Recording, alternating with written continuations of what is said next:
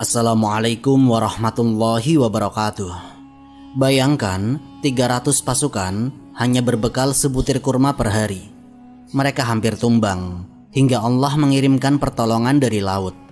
Seekor ikan raksasa yang cukup untuk menghidupi mereka berhari-hari.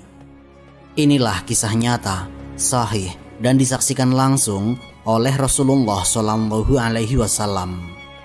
Semoga dengan menyimak kisah para sahabat yang mulia ini, Allah Subhanahu wa Ta'ala menambah iman kita, meneguhkan hati kita, dan menjadikan kita bagian dari hamba-hamba yang selalu bertawakal kepadanya. Amin, amin ya rabbal alamin.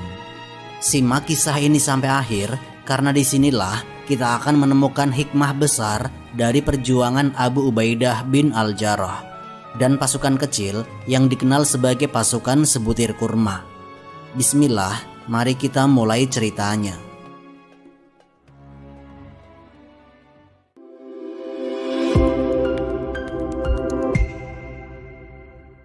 Sosok Abu Ubaidah bin Al-Jarrah.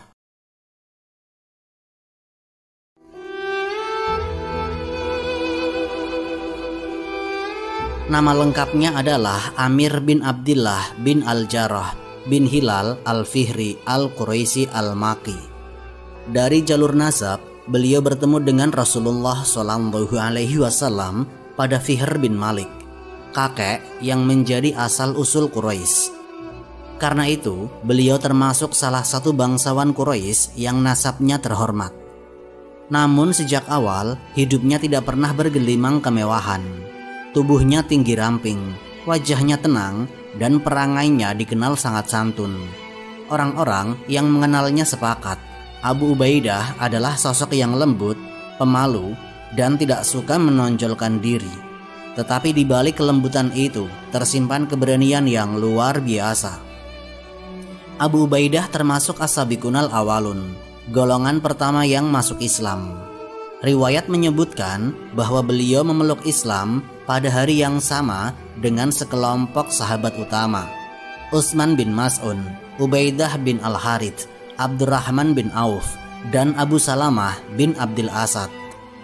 Mereka mendatangi Rasulullah SAW secara sembunyi-sembunyi di rumah Al-Arqam bin Abi Al-Arqam, lalu mengikrarkan syahadatnya. Saat itu, Islam masih menjadi agama yang dikejar-kejar. Quraisy menekan siapa saja yang berani mengikuti Rasulullah. Tetapi Abu Ubaidah tidak mundur. Beliau memilih bertahan, sekalipun konsekuensinya berat. Rasulullah SAW kemudian memberinya sebuah julukan yang tidak pernah diberikan kepada sahabat lain.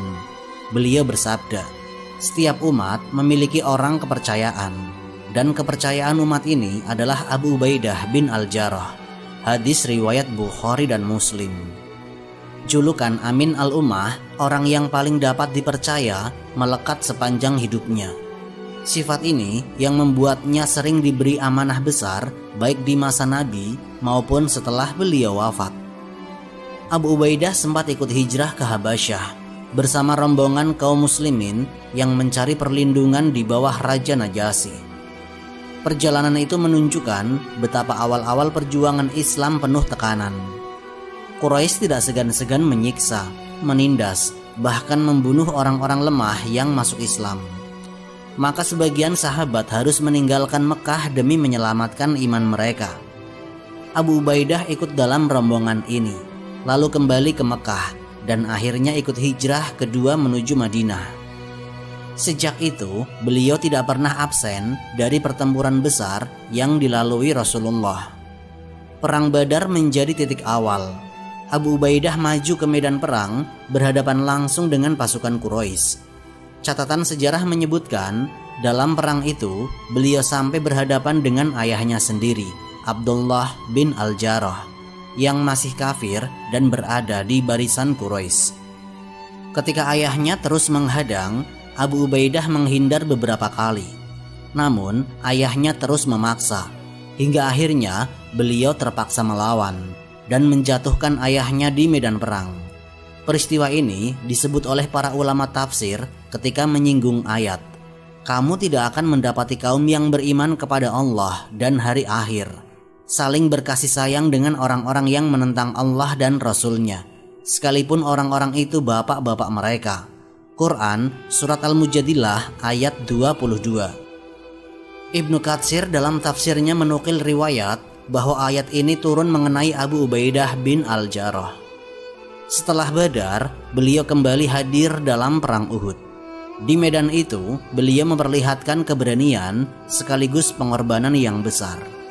Ketika pasukan muslimin kocar-kacir akibat serangan balik Quraisy, Rasulullah Shallallahu Alaihi Wasallam sempat terjatuh dan wajah beliau terkena serpihan besi dari topi perang.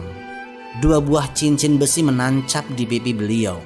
Abu Bakar Asy-Syiddiq dan Abu Ubaidah sama-sama berlari menuju Rasulullah. Abu Bakar berkata, "Aku akan melepasnya." Tetapi Abu Ubaidah lebih cepat. Beliau tidak menggunakan tangan, melainkan dengan mulutnya. Beliau gigit besi itu dengan giginya hingga berhasil menarik keluar, dan 1 giginya tanggal. Kemudian beliau gigit yang kedua hingga 1 gigi lainnya patah. Sejak itu wajahnya terlihat ompong, namun para sahabat menyebutnya manusia yang paling tampan tanpa gigi. Riwayat tentang peristiwa itu dibawakan oleh Imam Al-Baghawi dalam Ma'alim At-Tanzil dan dinukil pula dalam riwayat-riwayat sirah. Keberanian Abu Ubaidah di Uhud menjadi saksi bahwa kelembutannya tidak pernah membuatnya mundur ketika keadaan genting. Selepas Uhud, beliau masih terus mendampingi Rasulullah dalam berbagai momen. Beliau ikut dalam perang Khandaq, perang Khaybar, Fatu Mekah, dan perang-perang lainnya. Rasulullah Shallallahu Alaihi Wasallam mempercayainya untuk berbagai misi penting.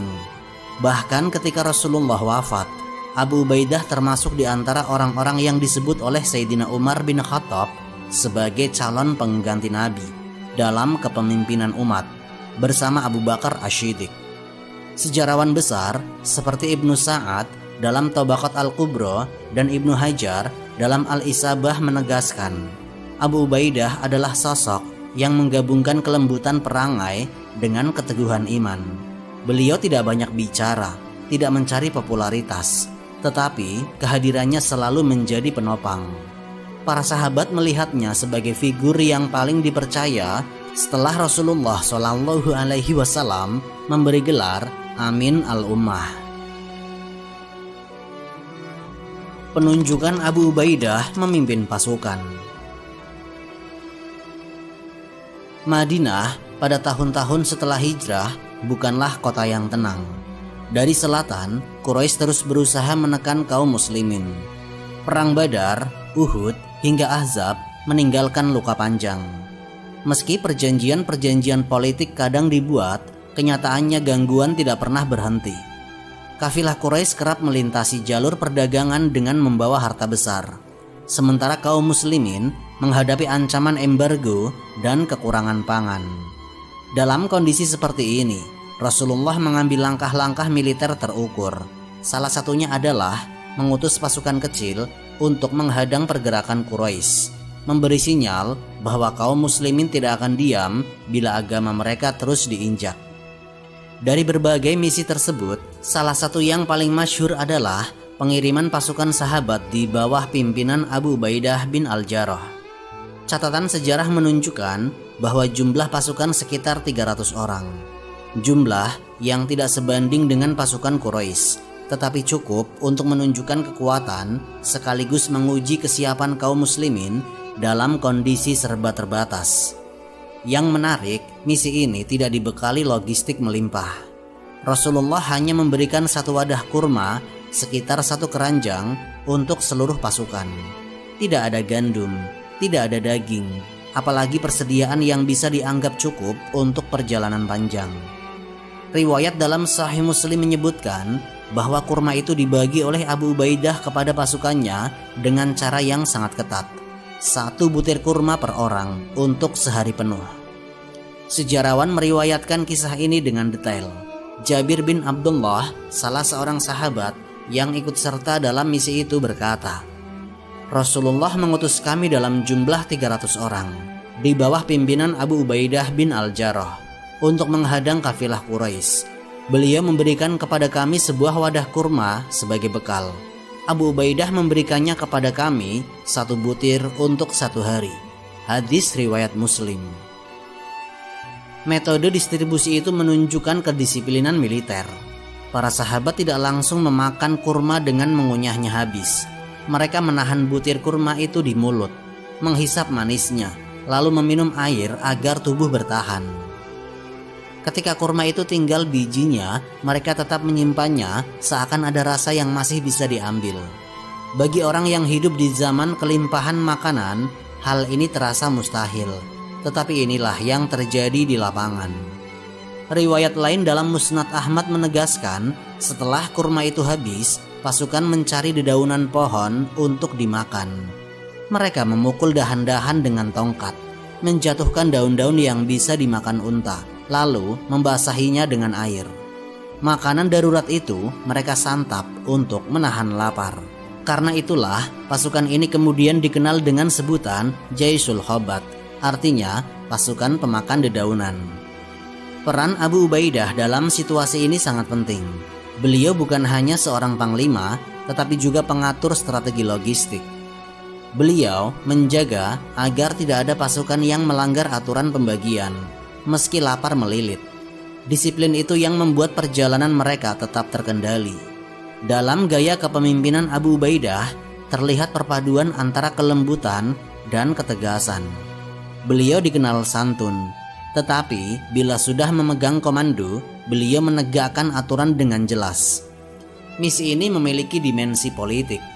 Quraisy terbiasa merasa leluasa menguasai jalur perdagangan. Dengan mengirim pasukan di bawah Abu Ubaidah, Rasulullah mengirimkan pesan. Kaum muslimin siap menghadang, meski dengan sumber daya yang minim. Dalam catatan Sirah Ibnu Hisham, tujuan utama pengiriman pasukan kecil ini adalah membuat Quraisy sadar bahwa ancaman terhadap Islam tidak akan dibiarkan. Jalur yang dipilih adalah jalur pantai. Rombongan bergerak menyusuri garis pesisir barat Jazirah Arab. Panas terik pesisir dan gelombang laut menjadi saksi perjalanan berat mereka. Dengan bekal yang sangat minim, pasukan tetap melangkah. Riwayat-riwayat menyebutkan tubuh mereka semakin lemah. Wajah mereka pucat, namun tidak ada yang mundur. Salah satu saksi mata, Jabir bin Abdullah, melanjutkan kesaksiannya dalam Sahih Muslim. Lalu Abu Ubaidah memberikan kepada kami 1 butir kurma per hari. Kami menghisapnya seperti seorang bayi menghisap puting. Lalu kami minum air. Itu cukup bagi kami sehari penuh. Kami memukul daun-daun dengan tongkat, lalu membasahinya dengan air dan memakannya. Riwayat ini menegaskan bahwa kondisi pasukan benar-benar berada di ambang kelaparan. Tetapi tidak ada tanda-tanda kericuhan. Pasukan tetap terkendali di bawah kepemimpinan Abu Ubaidah bin Al-Jarrah.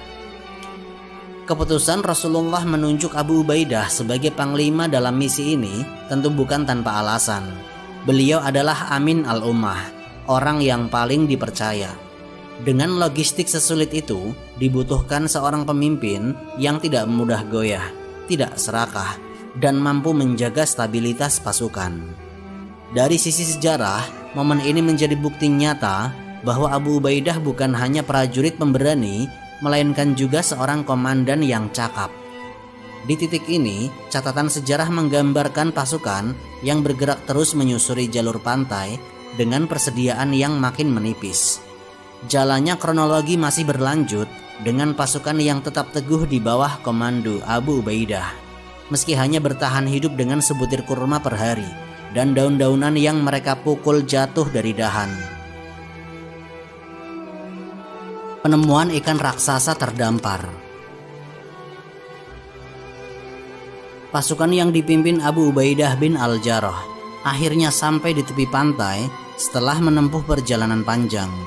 Mereka tiba dalam keadaan tubuh lemah, perut kosong, dan hanya bertahan dengan kurma yang habis serta daun-daunan yang dikunyah seadanya. Saat itulah Allah memperlihatkan tanda kekuasaannya. Di tepian laut, mereka menemukan sesuatu yang luar biasa, seekor ikan raksasa yang terdampar. Peristiwa ini tidak datang dari cerita-cerita rakyat. melainkan tercatat dalam hadis sahih. Jabir bin Abdillah yang menjadi saksi langsung meriwayatkan dalam Sahih Al-Bukhari dan Sahih Muslim. Beliau berkata, "Lalu Allah menghadiahkan kepada kami seekor ikan besar yang disebut Al-Anbar. Kami makan darinya selama setengah bulan hingga kami menjadi gemuk." Ikan itu bukan berukuran biasa. Riwayat Jabir menegaskan bahwa tubuhnya begitu besar sehingga sebagian sahabat bisa berdiri di rongga matanya. Dalam riwayat lain disebutkan bahwa tulang rusuknya membentuk lengkungan setinggi seorang pengendara. Disebutkan, kami mengambil salah satu tulang rusuknya. Kemudian seorang laki-laki menunggangi unta melewatinya di bawah tulang itu tanpa membungkuk. Inilah gambaran nyata dari saksi mata. Bayangkan tulang seekor hewan laut yang begitu besar, sampai bisa menjadi semacam gerbang yang dilalui unta dengan penunggangnya. Para sahabat tidak mungkin salah menilai. Mereka hidup di Jazirah Arab, terbiasa dengan unta, terbiasa dengan ukuran besar kecil binatang. Jadi, ketika mereka mengatakan ikan itu raksasa, maka memang ukurannya melampaui apa yang dikenal manusia saat itu. Abu Ubaidah sebagai komandan mengambil keputusan penting. Mereka tidak langsung memakan ikan itu begitu saja. Beliau memeriksa kondisinya, lalu memutuskan untuk mengolahnya dan memberi makan pasukan. Riwayat Jabir menjelaskan, kami makan dari ikan itu selama setengah bulan, dan kami banyak mengambil minyak dari tubuhnya. Lalu Abu Ubaidah memerintahkan agar kami menimbang dagingnya, dan itu cukup untuk 300 orang. Ada detail menarik dalam riwayat. Jabir menyebutkan ketika mereka tiba di tepi laut dan menemukan ikan tersebut, Abu Ubaidah berkata, "Ikan ini adalah rizki yang diberikan Allah, maka makanlah kalian." Tidak ada rasa ragu sedikit pun. Mereka melihatnya sebagai karunia dari Allah yang datang tepat di tengah penderitaan. Saksi-saksi lain juga menegaskan hal yang sama. Dalam riwayat Ahmad disebutkan bahwa mereka tinggal di tepi laut selama beberapa hari untuk benar-benar memanfaatkan daging ikan itu. Mereka memotong dagingnya, mengeringkannya, lalu memasaknya. Ada yang membuat persediaan dari bagian tubuh ikan tersebut. Jabir bahkan menyebutkan dalam riwayat Muslim, kami mengambil 13 ember minyak dari perutnya. Fakta ini menunjukkan betapa besarnya ukuran ikan itu, sampai-sampai bagian dalamnya menyimpan lemak yang dapat digunakan sebagai bahan bakar atau pengganti minyak. Pasukan yang sebelumnya hampir pingsan karena lapar, kini mendapati makanan yang bukan hanya mencukupi, tetapi melimpah. Hal lain yang penting adalah kondisi fisik pasukan setelah makan ikan tersebut. Jabir berkata, kami makan hingga tubuh kami menjadi gemuk kembali. Artinya, mereka tidak sekedar bertahan hidup, tetapi kembali pulih dengan cepat. Dalam konteks perjalanan militer, ini menjadi faktor krusial. Sebab, pasukan yang kurus dan lemah tidak akan mampu melanjutkan misi. Sementara pasukan yang kembali bugar bisa menjalankan tugas dengan baik. Riwayat lain menambahkan rincian ukuran ikan itu. Disebutkan bahwa panjangnya begitu besar sehingga sebagian besar sahabat harus berhari-hari untuk menghabiskan dagingnya.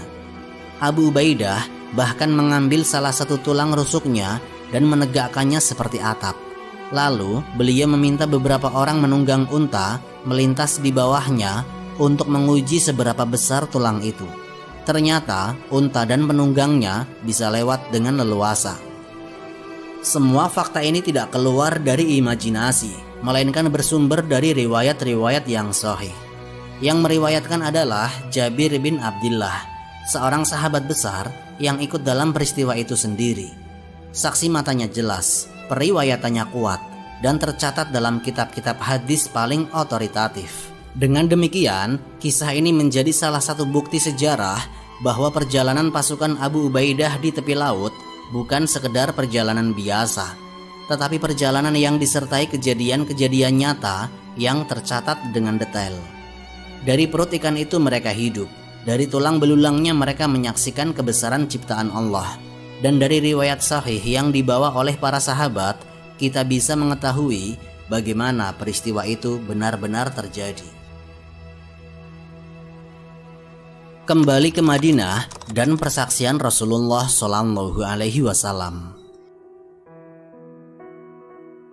Setelah sekian hari pasukan Abu Ubaidah bertahan hidup dengan ikan raksasa yang mereka temukan di tepi laut. Keadaan pasukan mulai pulih. Tubuhnya yang tadinya kurus dan lemas karena hanya mengandalkan sebutir kurma dan dedaunan kini kembali berisi. Mereka tidak hanya bertahan, tetapi benar-benar mendapatkan kekuatan untuk melanjutkan misi mereka. Saat bekal dari ikan itu mencukupi dan keadaan memungkinkan, Abu Ubaidah memutuskan untuk kembali ke Madinah. Rombongan 300 pasukan itu menempuh perjalanan pulang dengan membawa sisa-sisa daging ikan yang telah mereka olah. Sebagian dikeringkan untuk persediaan dan sebagian sudah mereka konsumsi di perjalanan. Perjalanan pulang ini menjadi sangat berbeda dibandingkan ketika mereka berangkat. Jika sebelumnya tubuh mereka digerogoti lapar, kali ini mereka kembali dengan penuh energi. Sesampainya di Madinah, mereka segera menemui Rasulullah Shallallahu Alaihi Wasallam untuk melaporkan seluruh kejadian. Jabir bin Abdillah sebagai saksi utama peristiwa ini menjadi salah satu yang menyampaikan cerita. Riwayat sahih dalam Sahih Al-Bukhari dan Sahih Muslim menuturkan detail pertemuan ini. Jabir berkata, "Ketika kami kembali kepada Rasulullah, kami menceritakan kepada beliau tentang ikan tersebut. Maka beliau bersabda, 'Itu adalah rizki yang Allah keluarkan untuk kalian. Apakah ada sisa dari dagingnya yang masih kalian simpan?' Kami menjawab, 'Ada, wahai Rasulullah.' Lalu kami membawakan sebagian darinya dan beliau pun memakannya." Peristiwa ini penting dicatat karena ia menunjukkan adanya persaksian langsung dari Rasulullah terhadap kebenaran kejadian tersebut. Beliau tidak menolak, tidak pula meragukan. Bahkan beliau meminta bukti nyata, yaitu sisa daging ikan. Ketika sahabat membawakannya, beliau ikut memakannya. Ini adalah penguat yang luar biasa bahwa ikan tersebut halal dan benar-benar merupakan rizki dari Allah. Detail ini datang dari riwayat-riwayat dalam Musnad Ahmad. Disebutkan bahwa Rasulullah mengakui kejadian itu sebagai tanda pertolongan Allah kepada pasukan muslimin. Beliau menguatkan para sahabat bahwa apa yang mereka alami adalah bagian dari ujian sekaligus karunia. Dengan demikian, riwayat ini bukan sekedar cerita di kalangan sahabat, melainkan telah mendapatkan pengesahan dari Rasulullah sendiri. Para perawi hadis menyebutkan bahwa Jabir dan rombongan sahabat lain menuturkan kejadian ini dengan penuh keyakinan, bukan hanya karena mereka melihat dan mengalaminya langsung, tetapi karena Rasulullah sendiri ikut menyantap sisa ikan tersebut. Ini sekaligus menjadi catatan bahwa kejadian ini tidak hanya berhenti pada laporan lisan, melainkan dibuktikan secara nyata.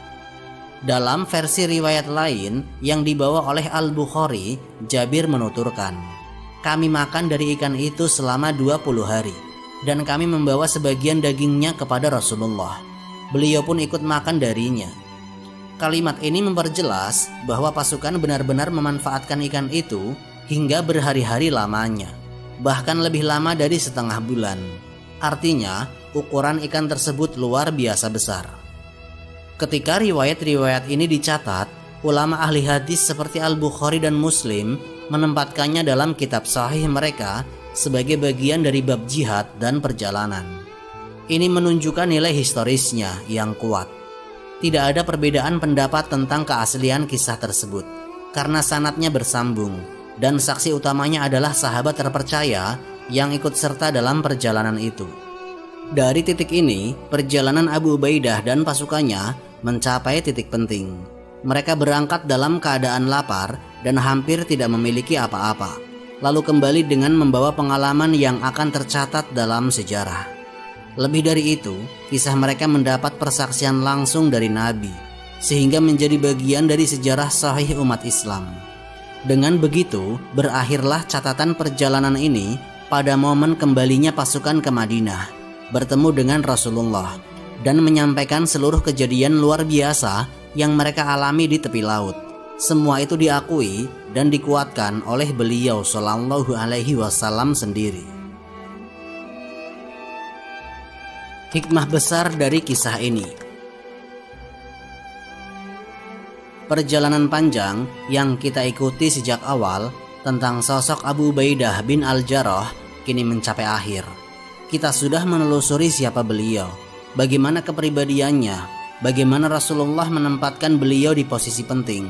Lalu, peristiwa besar ketika beliau memimpin sebuah pasukan kecil. Kita menyaksikan kronologi itu. Bekal yang sangat terbatas, ujian lapar yang hampir melemahkan tubuh, hingga Allah menolong mereka dengan ikan raksasa yang terdampar di pantai. Semua itu bukan sekedar kisah perang, tetapi catatan sejarah sahih yang diriwayatkan oleh para sahabat terpercaya dan diteguhkan langsung oleh Rasulullah SAW.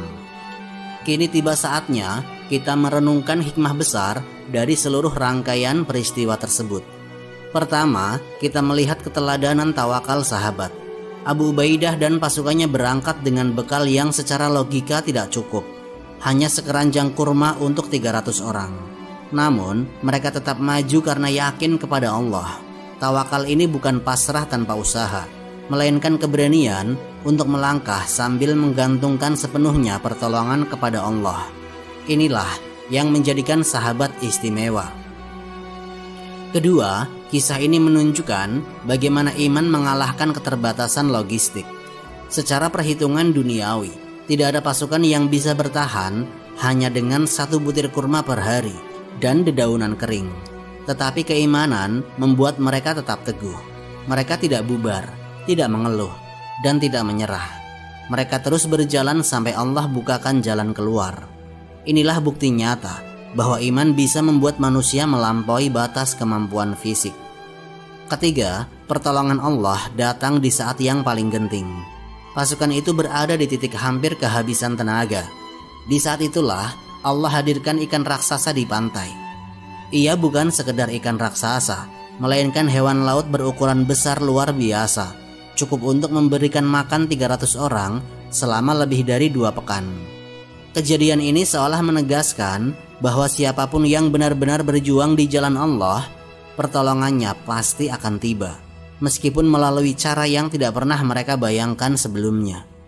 Yang keempat, peristiwa ini juga menjadi dasar hukum syariat.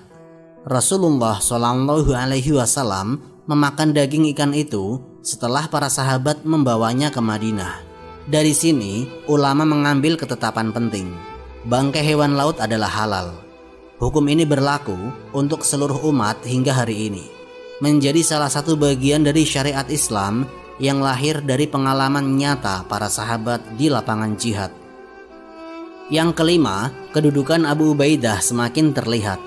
Beliau bukan sekedar komandan pasukan kecil di misi ini, tetapi sosok yang digelari Rasulullah sebagai Amin al-Ummah, kepercayaan umat ini.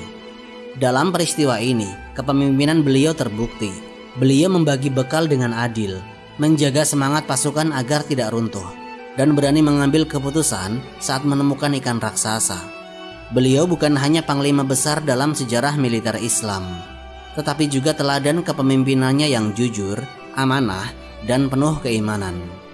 Keenam, relevansi kisah ini sangat jelas bagi umat hingga hari ini. Kita hidup di zaman di mana keterbatasan sering membuat orang pesimis. Tetapi kisah ini mengingatkan bahwa keterbatasan bukan akhir. Selama ada iman, tawakal, dan perjuangan yang ikhlas, pertolongan Allah selalu dekat. Abu Ubaidah dan pasukannya adalah bukti nyata bagaimana Allah menjaga agamanya melalui orang-orang yang berani berkorban. Inilah rangkaian besar yang bisa kita tarik dari kisah Abu Ubaidah bin Al-Jarrah dalam misi pasukan sebutir kurma.